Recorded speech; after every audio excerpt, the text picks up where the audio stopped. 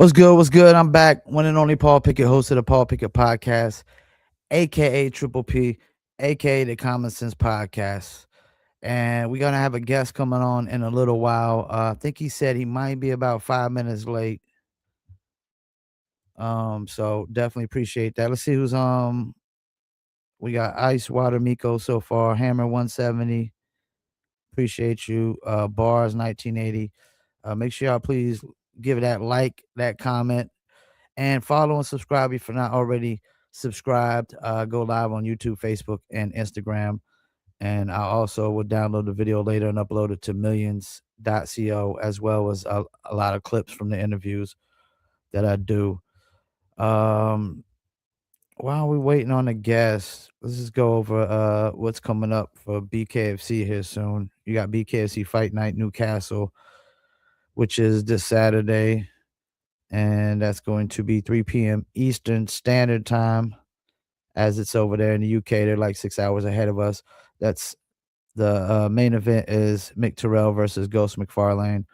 And then, I mean, the week after that, you got, I think it's the week after that. Yeah, pretty much the week after that, BKFC 87 Hollywood, Kai Stewart versus Nico Gaffey. And of course, everybody's got a target on Kai Stewart that's in his weight class or close to that weight class.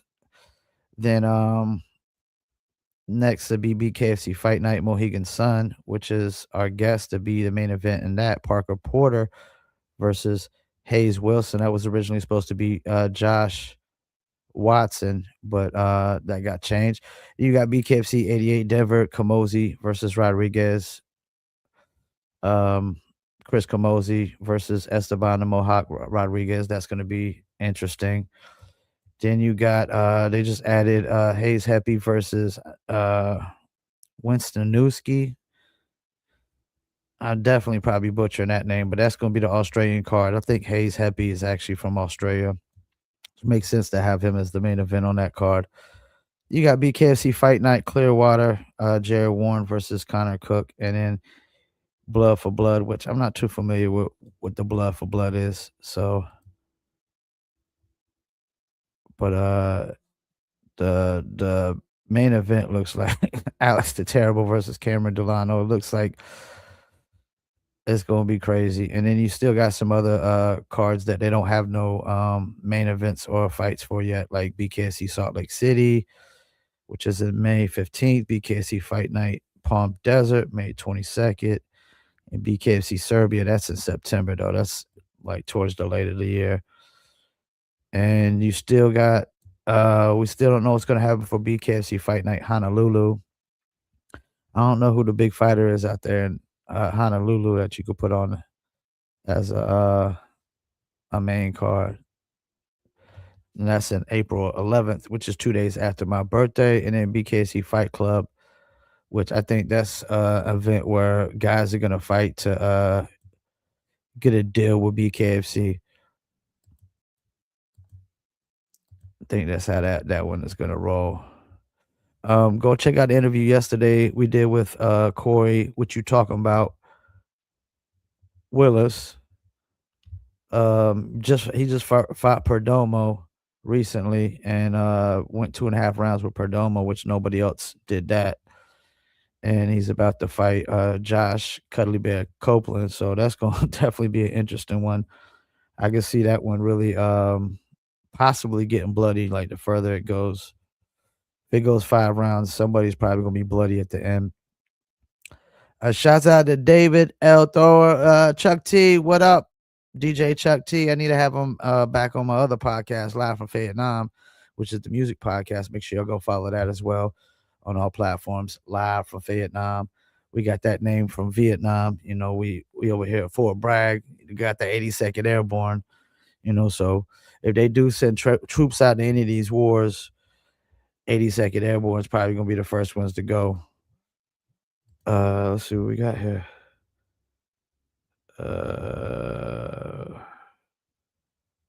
Okay, somebody hit me up about an interview. I'll hit them back in a few. You know what? And while we waiting for the guest, let's go over his fight card.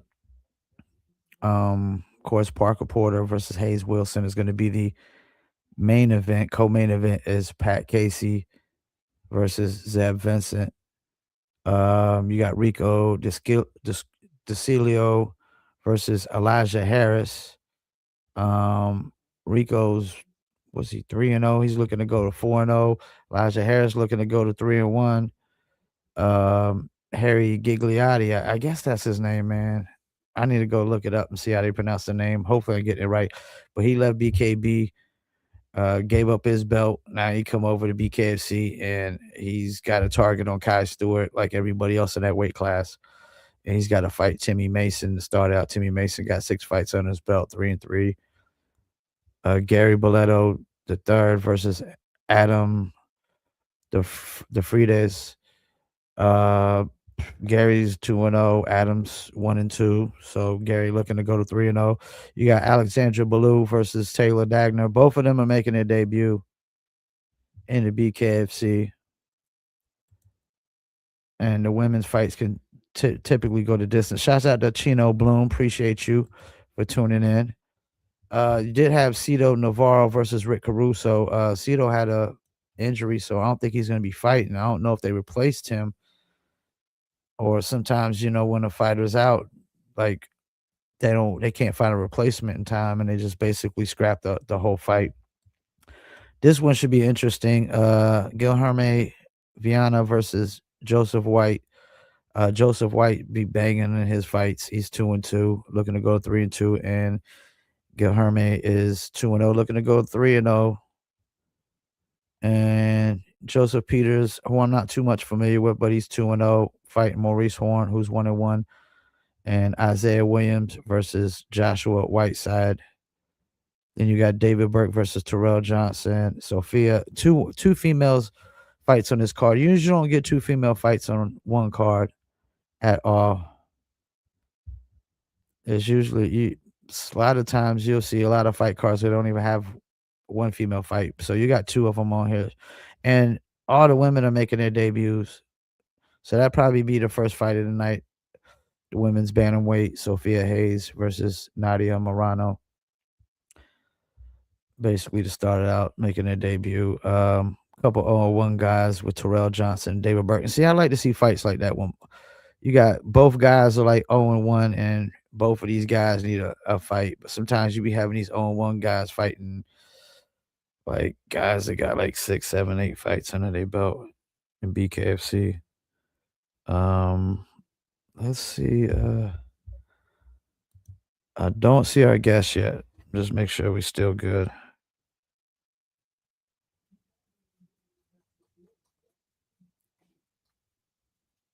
I know he said he might be a few minutes late. Ba-da, ba-da, ba-ba-ba.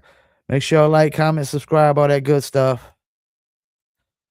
If you're into that bare knuckle, go to bkfc.com. Check it out. They got a lot of events coming up. You can stream it on I usually watch mine on Amazon Prime, but they have some cards on DAZN, and then they got their own app, the BKFC app, which is like $70.99 a month. Just making sure we still good.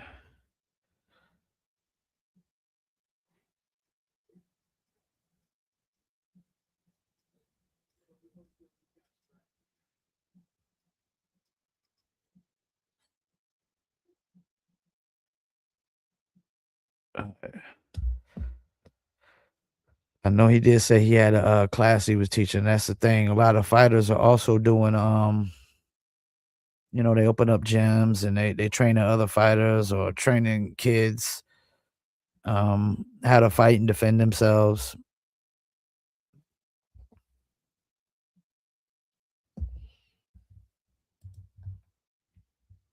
Let's see what I got coming up next though. Still, this Sunday we got AJ the biggest Rodriguez. We're waiting on Keith the Officer Richardson, not Keith the Rockstar Richardson, but Keith the Officer Richardson to hit back. Also got to set up a interview with a couple other people There was a female bare knuckle fighter from Scotland that's 2-0. I forgot her name. So I definitely need to set up the interview with her here soon. We got a request from somebody from Poland. Only thing is them overseas interviews, like the time zones are so different. It's like sometimes they can only do it like super early on their time, which is like, like one guy wanted me to do an interview like it his time would have been like 5 in the morning my time or 6 in the morning my time. I'm like, nah, that's a little too early, a little too early.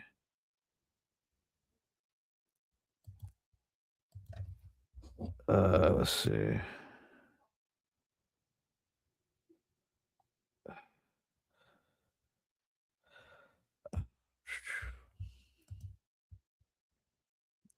Make sure y'all comment, like, subscribe, all that good stuff.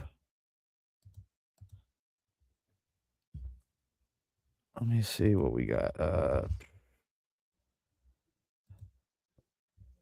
need some new bare knuckle news.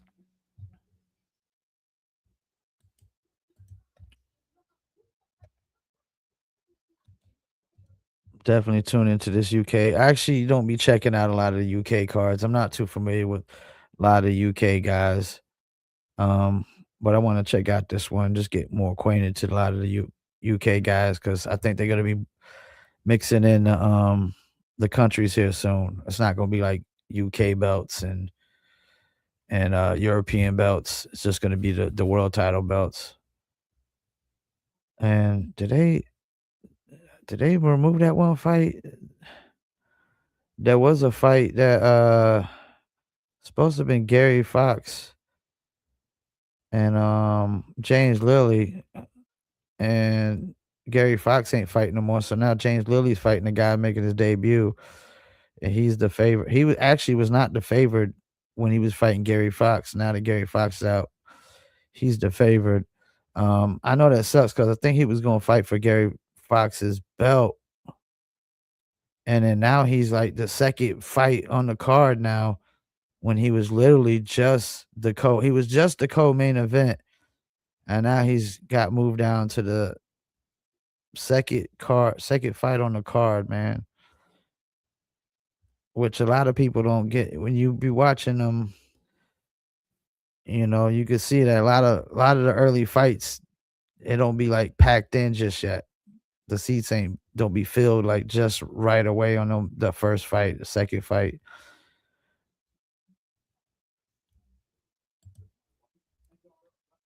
BKFC Hollywood's definitely gonna be interesting. I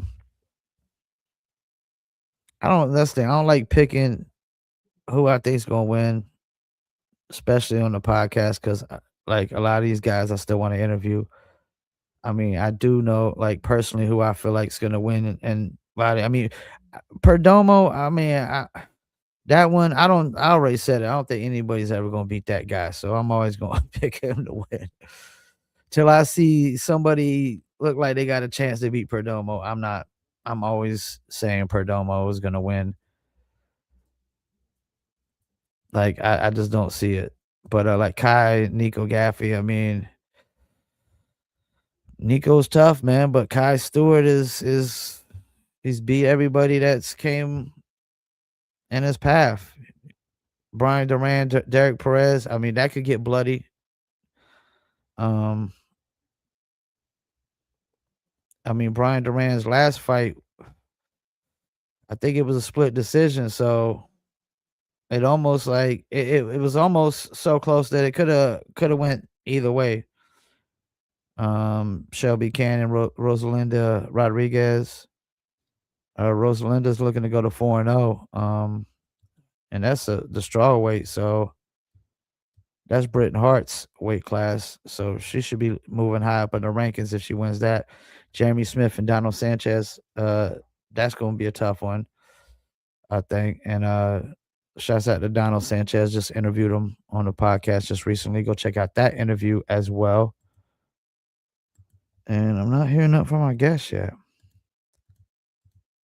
And I don't want to make no assumptions because you never know what could happen. Like I've had a lot of crazy things happen when Sometimes people were like late for interviews or couldn't show up for interviews. Uh, Chris Garcia, Chancey Wilson. I mean, Chancey's a bulldog. Could be a tough fight, but I mean, Chancey got to get back in that win column. I mean, he's 3-5 right now. He got a lot of fights under his belt, man, but don't really want to be going to 3-6. He could really use a win. And then AJ Rodriguez and Robert Armas is going to be interesting. Armas has got that cardio down pack. He's just coming at you nonstop. He doesn't tire up one bit. You got to really like knock him down and knock him out, man, or he's going to keep coming. And AJ Rodriguez he's pretty tough, man. 3-0 right now. Looking to move up in the bantamweight. And then I don't know what's going on with the baby Hulk, Juan Carlos Rivera versus Mike Hansen. I heard Mike Hansen might be a opponent change, but we'll see. I haven't heard nothing yet about that. And Chino Bloom versus Alec Davis. And Chino just tuned in earlier. Shouts out to him. Both of these guys are 1-2, so it's kind of fights I want to see. Like guys that are both 1-2 need to get back in that win column, you know. And then you got Ernesto Suarez versus Victor Flor, 1-0 versus a debut. One tough boxer. Appreciate you. Keith the Officer Richardson. I just shouted you out earlier.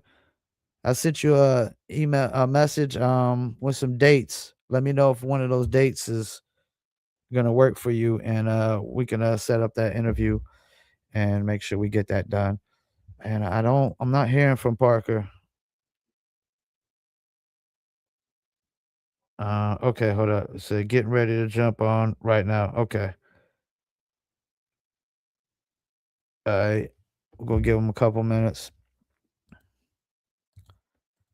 I don't think there's much more I could break down about the events going on right now.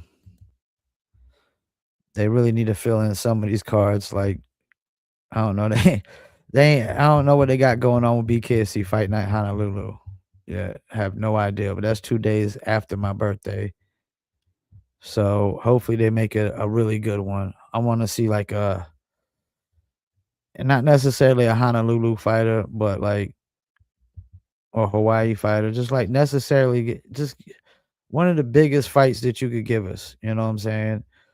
Like I almost feel like, man, damn, it's gonna be too soon. But I almost felt like I would want to see Perdomo fight for the title or something there. Like, when is this guy ever gonna get a title shot, man? I get it. You want to build him up, build his name up.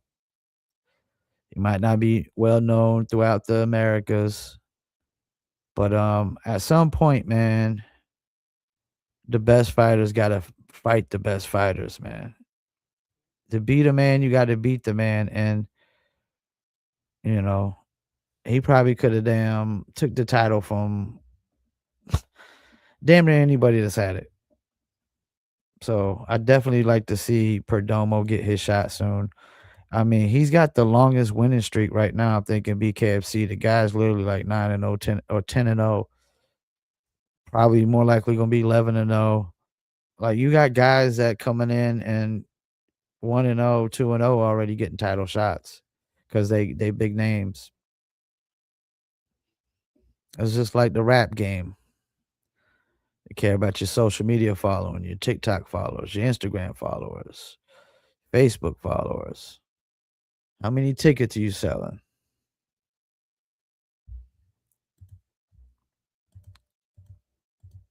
It's got to be a tough business, man. It's got to be a tough business to be in, the fight business. Only get a certain amount of fights every year. Only get paid a certain amount per fight. You know, cats could go undefeated for a hot minute because their name's not big. They get overlooked for a title shot.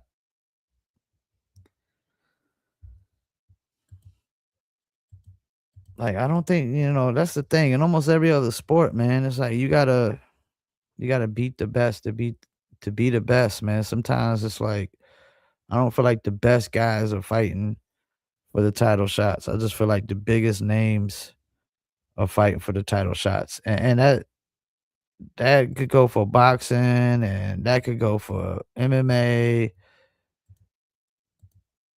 and probably all combat sports, because it's just predicated on how many tickets does a guy sell for his name.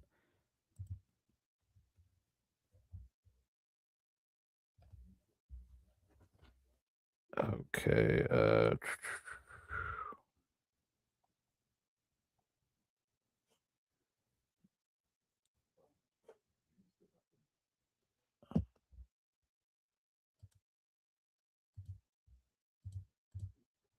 alright, so this is what we're gonna do. We're gonna get to a quick Dizzle break,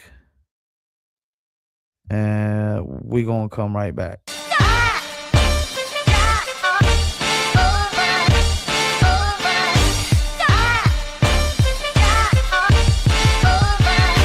That Dizzle ain't no joke, got me addicted, ain't no coke.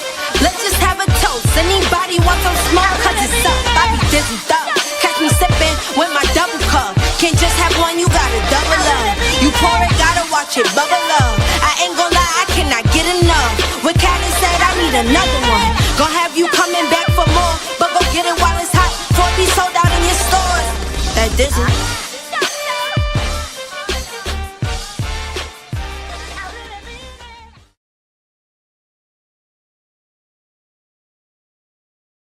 Right, I really mean it. You could Dizzle too. Dizzle is a premium luxury liqueur mixed with agave tequila, cognac, and orange liquor mango mix. Throw your Dizzle on ice and it's nice. Want to order your very own bottle or bottles? Go to dizzlebrand.com. They also got the hats, t-shirts, hoodies, and more.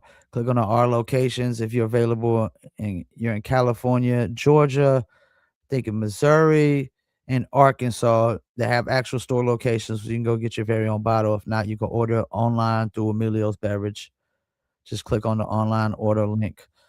All right, we about to bring on our guest. Let's properly introduce him. So he's combat sports vet, fought in UFC, Bellator, and much, much more. Now competes in the BKFC.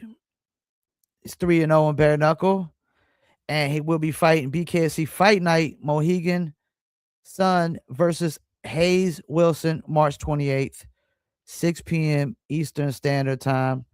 Let's bring on the one and only Parker Porter.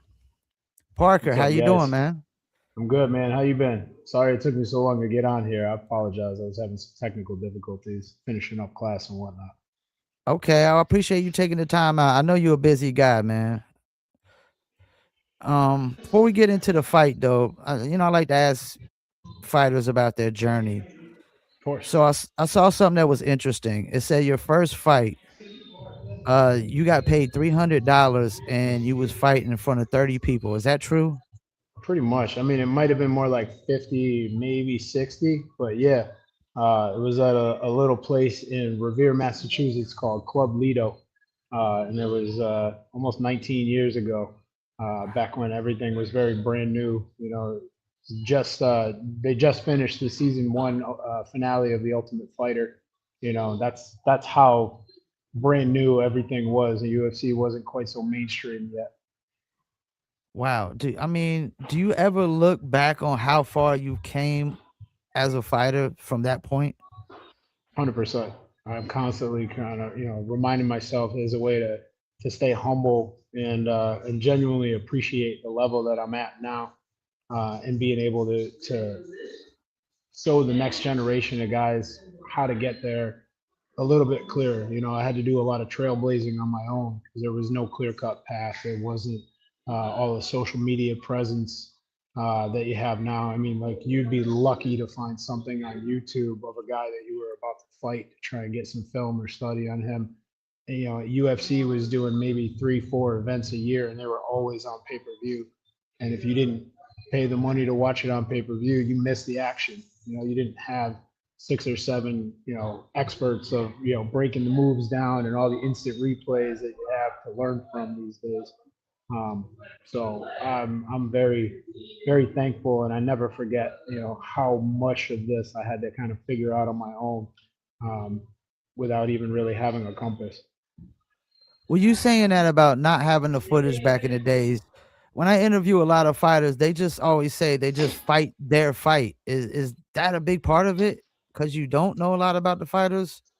It is. It was especially an even bigger piece of it back then, Yeah, because there was no option. It was like, well, I'm going to yeah, go out there and do my game, because just as little film as you had on them, they had none on you either. So nobody really knew what was going to happen. It was yeah. just kind of like, let's roll the dice and see what happens. I'm confident, dog, and I'm going to go into this fight and see what happens. I'm going to play my game, see how he plays his game, and I think that that's given my generation of guys coming up through that time the ability to adjust their game plan and kind of pivot on the fly a lot more instinctively than some of the guys you see coming up now, where they have such a structured game plan, and when things don't go perfectly the way that they had planned on it, sometimes they crumble. Obviously at the higher Yeah. levels, you see guys being able to adjust and problem solve much more effectively. But I think that's something that this current generation of up and coming fighters is kind of struggling with a little bit. Now I saw. Did you fight John Jones as a light heavyweight back in the days? Yeah, there was one time I tried to cut down to light heavyweight, and it didn't really go that way, go my way. Obviously, I lost to John because he was John Jones, and he still is. But in addition to that, I'd never cut weight, didn't have like a wrestling background or anything, and there certainly wasn't all the information out there that there is now. Now it's down to a complete science of how to do it to relatively extreme levels and do it as safely as possible. And then, most importantly, rehydrate in time to compete the next night. So I didn't even actually make the weight, even with the 1 pound allowance. I was 206 and a half, and I was just completely dried out, nothing left to give. So cutting weight back then, it wasn't done as safely as nowadays. Definitely not. It was a lot more kind of like, oh, well, this guy used to wrestle, back when I was in high school, everybody used to kind of like worry about the wrestlers because the guys would be like wearing like sweatsuits in school, like trying to make sure they were making weight for school or for the match later that night. They'd be Yeah. kind of like carrying around empty Gatorade bottles and spitting in them, trying to get as much weight off them as possible. And it was a very archaic way of trying to do things. We were just like, oh, just get down to the weight, just dehydrate yourself as much as possible. And as we know well and full, that is probably one of the most dangerous ways to do that kind of stuff. Now you won the reality fighting heavyweight championship by knocking out Mike Dexter. What was that moment like for you? It was incredible. It was one of my first times ever fighting in Mohegan Sun. Okay. I think it might be the first time ever fighting in Mohegan Sun.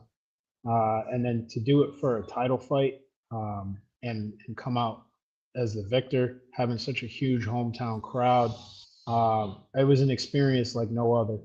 You know, becoming a champion in any promotion is an experience like no other. And then to be able to do it on what for me at the time was the biggest stage I've ever been able to be a part of was just amazing. That'll live in my head forever. So you did your MMA, you were in the UFC, Bellator, a lot of other fight promotions. So like a lot of guys from UFC nowadays, you go into bare knuckle. Like how that opportunity come about? So when the UFC released me in December of 23, it kind of left a sour taste in my mouth. But it wasn't like, like, oh, well, I'm going to go keep fighting to prove them wrong, so to speak. I kept fighting, kept training because I just knew, I'm like, nobody wants to go out on a loss. Now, everybody's not going to necessarily get their fairy tale ending and go out on a win. But I just knew deep down inside, I'm like, I still have so much opportunity left. I can still move. I can keep up with these these younger guys. Yeah. I'm still sharp. I'm still making progress in the gym, lifting weights and stuff. There's no reason for me to not continue to pursue this to some degree or another. So at the time, I didn't know what that was going to be. It wasn't like as soon as I left the UFC, I'm like, I know I'm going to go to BKFC. I just kept training with no real specific direction. Or obviously, not having that income from the UFC, now I had to go back to work in general contracting during the day, trying to build my gym during the night. Okay. So working all day, squeezing in training sessions where I can, and then teaching and building classes and growing a business. Um, I had to not even think about the opportunity to fight. I wasn't putting myself in the camp. I'm like, I just want to train and fall back in love with training. Because first and foremost, I got into this with the mentality of being a martial artist, not just a prize fighter. So I got the opportunity to start growing my business in the evening, got things all, kind of got all my ducks in a row, so to speak, in terms of at least having a structure and routine of how to do things. Even though I had as much on my plate as I did. And then after being like, all right, I'm in good shape, I hit my manager up and I was like, let's explore our opportunities. And BKFC came along, came over our plate, came across the table, so to speak. And it was always something that was kind of in the back. Whoa, shit, sorry, just lost You lights. good? Give me a second. There we go. All right. I'm at my gym and they got motion sensitive lights, so if we don't have some movement and whatnot going on around there, they fucking just shut off. But yeah, so I was a BKFC option came across the table, and it was something that always interested me because I'd done everything. I'd done a little bit of kickboxing, I'd done plenty of jiu-jitsu tournaments, and I was like, always wanted to try to make things as real as possible. UFC as real as it gets. I'm like, well, Yeah. we could make it more real by taking the gloves off, and it just Yeah. intrigued me, especially because of the clinch fighting aspect of it. I was like, that's kind of cool. So I signed up and did that, and I kind of had the itching feeling in the back of my head, like I think I'm gonna really like this, but I didn't know what to expect. So got my feet wet with my first fight, and it was just an instant like, well, duh, this is the next avenue. We're gonna fixate on this and focus on this and put all our effort and energy into excelling at this. Well, congratulations on your last win. Really good fight. Thank you. I mean, you big guys getting in there throwing blows. It's really entertaining, man. And y'all got all the knockout power that those 145s don't really got. So it was fun to watch. But you was about to fight Josh Stay Down Watson, which I was wanting to see so bad. Do you find out why he couldn't fight? There were some red tape issues going on with something. I don't know all the details of it. So, I heard he may not be continuing with the BKFC. I'm not 100% sure. Again, Yeah. I don't know the whole real deal. You'd have to talk to him or talk to his management team and find out, because I certainly am not in the business of spreading rumors of any kind or misinformation. So, I felt really bad when I heard from him too, because we fought together on the June card at Mohegan Sun. He was the co-main event and I was the main event, and he's originally from Maine, and we kind of hit it off. He just being a couple of New England boys hanging out afterwards, talking shop, having drinks, and he's a really good dude. And it was funny because like right at the end of the night, we were like, man, I really like you a lot. It's going to be a crappy situation when we have to go beat the shit out of each other, but winner buys the first round. So, but that's the name of the game, like this is a business. At the end of the day, everybody's a potential opponent. Just because they're your friend doesn't mean, it's got to be personal. You got Hayes Wilson replaced. Do you feel like there's been adequate time like for the replacement? Yeah, I do. I felt like it I've has had enough time for it. Yeah. The last time with the switch up, I was originally supposed to fight Copeland in December, and then with the week out, switched it up to Anthony Garrett. That's right. That was a little bit more of a, oh shit, we got to pivot quick. without any real significant time. But I think this was more than enough time to kind of change things up and have a good solid camp for everything. Well, so that was gonna be my next question. So, I mean, different opponent. I mean, how much does the game plan change? So it does change some then. A little bit, you know, Yeah. more specifically in the defensive side of things, you know, like Okay. everybody offers a different element of what they're most dangerous with. Mhm. So, you know, the objective is always the same: come out, dominate as much as possible, and go for the finish. But that specific avenue of how you get there isn't always identical from one fight to the next.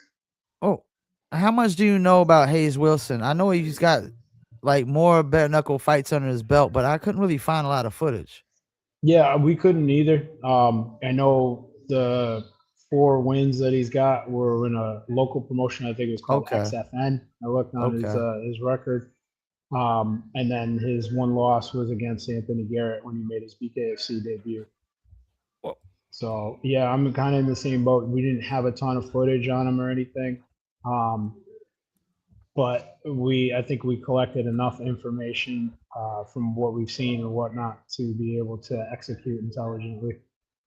so which leads into my next question. So Hayes lost to your opponent that you just beat, Anthony the Warrior Mhm. Christ Garrett.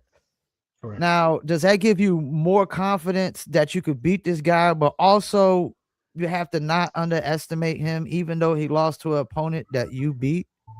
Exactly. You know, it gives me more confidence, but it also makes him more dangerous because I feel like he's going to have something to prove.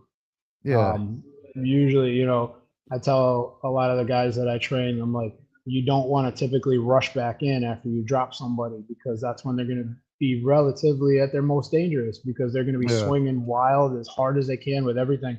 That's when they're going to be, you know, putting the most power into their shots, unless they're literally like half out on their feet. And even then, they're throwing those Hail Mary haymakers to try and get their feet back under them or to finish the fight before they're like, oh no, I can't continue. So I think that with him having the loss to the guy that I just beat, I feel like he might be coming out with something to prove and putting in a little bit of extra work. So everybody wants to get the title. That's always a goal.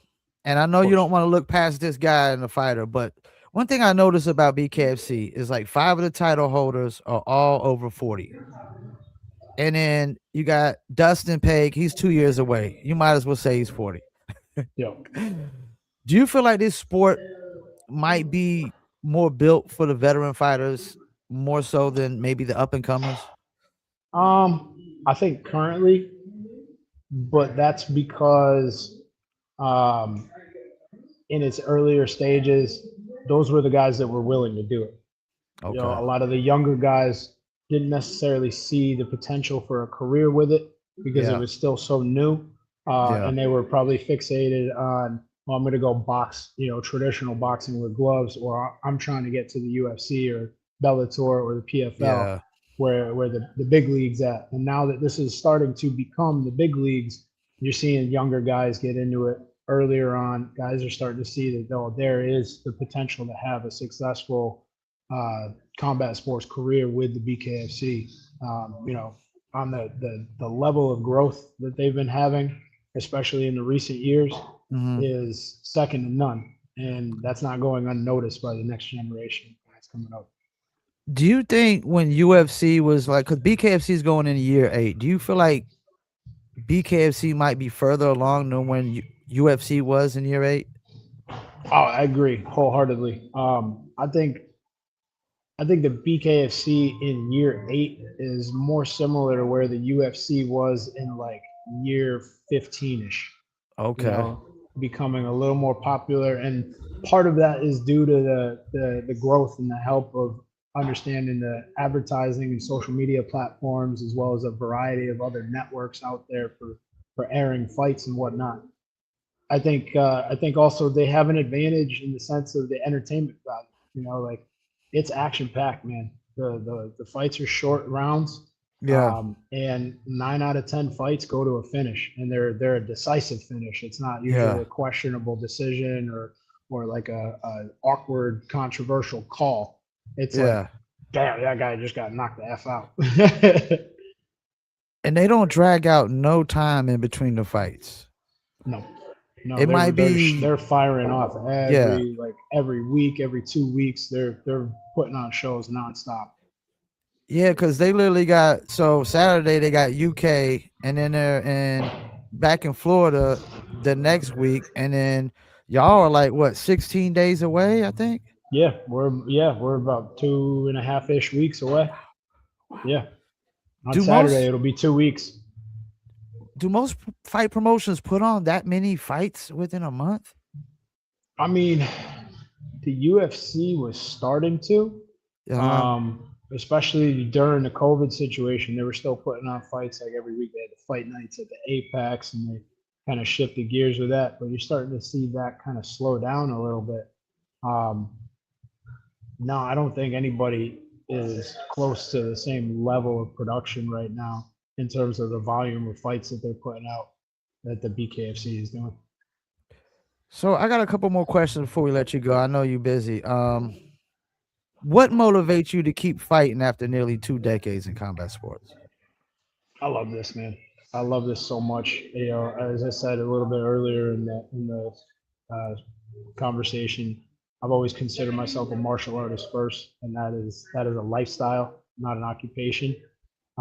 Whereas prize fighting is an occupation, but it's the purest, truest, most pure, true form of how to test yourself as a martial artist. And I love constantly trying to get better, constantly trying to pursue that perfection that's always just a smidge out of reach, but you're always trying to do better than the day before.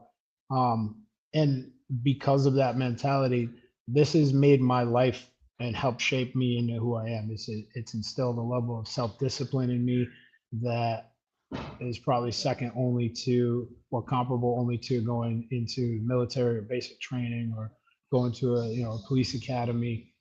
But I think the biggest difference between something like that and what I'm doing is that what I'm doing is self-imposed. You know, most of the guys that go into the military, with the exception of the special forces and the guys that continue to reach higher and higher, once they finish their contract, they don't necessarily hold themselves to the same level of discipline and standards. Where I've found that that's what makes me the best. And having my three sons, I want to show them that that's what they should be doing for themselves. Not necessarily be like, oh, you got to be a fighter. I don't want my kids to fight. I want them to know how. I want them to Yeah, be fully yeah, yeah, capable of putting it on somebody if they step to them on the wrong day and they have no other option. yeah. But I want them to be able to take that same level of tenacity, dedication, resilience, and discipline into whatever aspect of their life they choose to pursue. So I got one more question before we go. It kind of might be a controversial question, and Sure. actually, I think it is. So Ronda Rousey, she's been talking a lot of viral clips about the pay for fighters. Do you think top promotions are paying fighters what they're really worth? I think the UFC is not paying fighters even remotely what they're worth. I think the Okay. BKFC is doing exactly what they should be doing. I'm not upset. You know, like who wouldn't be mad at more money for doing the same job you're already doing, so to speak? Yeah. That's a no-brainer, duh. Um, but with huge, like they're again, BKFC still being in those growing periods. Yeah. They're taking care of guys, I think, fairly and intelligently. Um, with the UFC though, like they're such a huge company. There's so much money. The UFC entry level pay is like it's peanuts. You know, like I would tell guys, it's a regular thing that we talk about in my gym. Is the only professional athlete that needs to have a part-time job. He's a UFC fighter, getting started with everything. You still got to have a part-time job at the very least, if not a full-time job. And then on top of it, they expect you to be able to perform and train like a full-time athlete. When the reality of it is, you got to juggle a job. You got to still pay your bills. You know, like Ronda Rousey said it herself. Like you got to be able to make a living wage, a livable wage. Yeah. You know, $20,000 is not enough to live off of, especially after you got to pay taxes on that, pay out your corners, your managers, your coaches, things of that nature, travel expenses. It's not realistic, you know? Yeah. This is why I have so much respect for the fighters. I'm pro fighter. I'm not really pro fight promotion. just like you said, and it's not even just UFC. A lot, even some BKFC guys, a lot of them have to have full-time jobs. Yep. You know, when you only get 1 or 2 fights a year, and like you said, it might only add up to 20,000. What is that in this economy? Nothing. Nothing. You know, you can, nah, nothing. You know, Yep. All right, so what do you think? Before we let you go, what are you expecting on this fight? You think it's gonna go the distance? for my fight, Yeah. no, I don't expect No. it to go the distance. No, none of them have gone the distance so far, and that's 3 fights in. So I'm always looking for the finish. I'm sure that Hayes is going to be coming out looking for the finish as well. Highly unlikely that it's going to go the distance. Well, I can't wait. Last one was, I mean, like I said, it was a really good fight, man. Thank you. I Really appreciate good that. fight. I like seeing the heavyweights because I mean, when y'all get in there, y'all start throwing blows, man. It just y'all be Yeah. the punches y'all be taking. It's like, gosh. We came to scrap, man. We're not here to dance around. You know? Yeah. Well, you a friend of the show. Love to have you back on. Hopefully on your next fight. Wish you the best of luck in this fight. I'm definitely gonna be tuning in, I appreciate it. and I appreciate you taking time out, man. Anytime, man. Anytime. Like I said, I'm sorry I couldn't jump on sooner and get here earlier. I had some things to finish wrapping up, but I'm glad I was able to. Well, I really wanted to interview you, so I was gonna wait, man. So, I appreciate that. all right, man. You have a nice night. You too. Take care, guys. All right. Peace, Parker. All right, there you got it, Parker Porter. I feel like he did have, you know, there was a opponent change on this. I definitely wanted to see him fight Josh Stay Down Watson and try to get Josh Watson on here if I can. Hopefully interview him, see what's going on. And I also want to get I know Zach Kalmus, he ain't with BKC no more, he's with BKB, but I he's the first guy I interviewed as a fighter on the Paul Pickett podcast. So I definitely want to get him back on here as well. Just find out what's going on. But yeah, this is gonna be a good one. BKC Fight Night, Mohegan Sun, Porter versus Wilson. I mean, Porter is 4-1 in bare knuckle. Even though the 4-0 was in another fight promotion, and bare knuckle was a step up. But like you said, man, this guy, you know, he's gonna have something to prove. He, you know, was coming off a debut loss in the BKFC, and he's gonna want to try to get a win under his belt. They're both 6 foot. Fist size is pretty much the same. But like Parker said, I mean, none of his fights have went the distance, yo. First round, second round. I'm thinking maybe second round, third round at most. But even then, like the 2 rounds you got from the Porter Garrett fight, I mean, that was some good stuff. That was some good stuff. Shouts out to Parker Porter. Definitely got to clip up the John Jones clip. We got to tag John Jones in that. I thought that was interesting. He fought John Jones back in the days. And the fact that he only made $300 his first fight, I mean, that's crazy, man. You got to really love this shit to just only get $300 to go in there and fight. I mean, because the other guy probably only got $300 and he got knocked out. He got his ass whooped. So, like, I don't know if $300 is enough money for me to go in and get my ass whooped, man. Let's see. Shouts out some of the people that tune in. Joseph Creer, definitely want to have him on this podcast. Carl Thompson, definitely need to hit him up for an interview. Nightmare Street, so that's Justin Street. Appreciate you. The Animal, Travis Thompson, appreciate you. Hank Russell, what is that? Nick Stevenson, 410, appreciate you. And Rasquash MMA, appreciate you as well. And Ipu Cunningham, 1218, I appreciate you for tuning in as well. We about to wrap it up. We about to hit the hour mark. I had to wait a little time for him to come on. He's a little late, but I you know, good interview, man. Really good interview. Nice guy. Really good journey. Can't wait to see what happens. I mean, he gets this win. I mean, he's already ranked 4th in the heavyweights. I mean, he gets this win. Hey, who knows? He fights maybe Mick Terrell next, and you moving up. You're at number 3. I mean, it's gonna be tough. You got just a tough division. You got Arlovsky, you got Perdomo, you still got Ben Rothwell who just lost. Mick Terrell, who's fighting Saturday, and Josh stayed out Watson, but he said, you know, something about him might not still be a fight with BKC, but we don't want to throw that out as a rumor. We're just gonna try to hit up Watts and see if we can get an interview and find out what's going on. But I definitely wanted to see that fight, man. I mean, Josh is crazy, yo. Knocking dudes down. And he got them tattoos that say "Stay down," man. Like that's gotta be like really psychological warfare when a guy knocks you down to the ground and he shows you tattoos that say "Stay down." I appreciate y'all tuning in. Shouts out to Parker Porter for taking the time out. This Sunday, we got AJ Rodriguez, AJ the Biggest Rodriguez, and we got some other interviews coming next week as well. Appreciate y'all. Peace, and I'm out.